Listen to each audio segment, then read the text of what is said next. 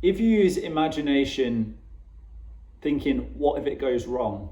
Days before meeting a new person or having a special evening with your romantic partner, if you start creating scenarios and pictures in your mind of imagining that it doesn't work and that everything's failed, then this video is for you.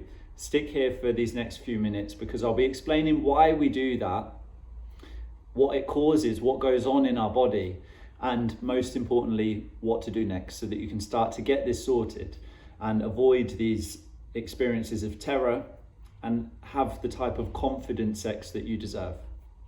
So, first of all, let me give a bit more information so that you can figure out if this is relatable to you. So if you, let's say in a few days, you have coming up a new date or an evening with your partner, and you imagine that happening in your mind. So you create images and stories in your mind of seeing yourself there, perhaps sitting having dinner or watching a movie or having a drink. And then you start to get intimate, start kissing and cuddling, and then you go to the bedroom or things go to the next level. And then these thoughts come in of, but what if it doesn't work? What if I can't get hard? What if I take Viagra but that doesn't work? And what if it ruins the moment? And then we start to think thoughts like, I don't get many chances, so this has got to go right, this must go right. But what if I fail? Or we may also think, it has to be perfect. Everything's got to be perfect for this to go right.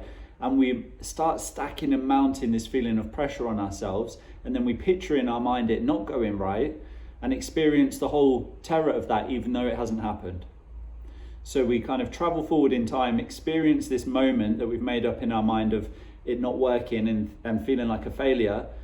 And then we flood our body with that feeling, come back to the present moment and have these high feelings of anxiety and more of a scary build up to the actual event. And sometimes it even makes us avoid the whole thing in the first place. So if you experience that, then you're in the right place. Why does this happen?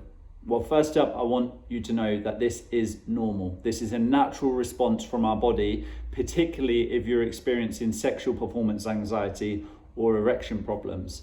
And why is that? Well, our body is optimized to scan for fear. This is in our DNA. We constantly look out for what could be going wrong, what are the threats, what are the dangers in any scenario. And if we've experienced erection problems in the past, or we have this feeling of performance anxiety, it is natural for our body to look out for situations that are related to this, because that's basically our body saying this could be a potential threat, this could be something that goes wrong, and then what if we lose what we wanted in that moment, power, status, or a connection? What if we lose that? And let's be aware of that so that we can avoid that. You know, that's our body doing its natural job. So it's helpful to understand that, but it doesn't get you the result that you want, right? So it's good to understand, but it's not the thing that ultimately means that you can get this sorted so that you can have the type of confident sex and connection that you want to build with your partner or a new person. So where does that leave us, and what's the next step from here? I've created a free assessment called the Performance Anxiety Assessment, or the Performance AA, P.A.A, let's call it that. This is 10 really simple yes or no questions that you answer. This will take you less than 2 minutes, and it will show you where you're at. How much is this impacting your life today? And then I will be able to send you a personalized tool specific to your score so that you can start to get this fixed, avoid a permanent erection problem, and avoid these thoughts of what if it doesn't work out, and creating these imaginary scenarios in your mind, you know, so that ultimately you can start to have the type of sex that you deserve with confidence. So if that sounds like it would be good for you to do as a next step, I believe it is the right next step, then in the comments below, I've put a link to the Performance Anxiety Assessment. Click on that link, it will take you straight to the page where you access the assessment. Again, this is free. This will take you less than 2 minutes to complete. It's 10 yes or no questions that you answer.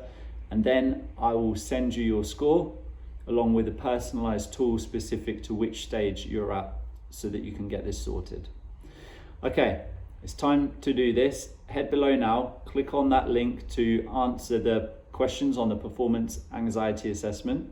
And how you'll know this is working is when you're answering those questions, they will just totally make sense to what you're experiencing right now.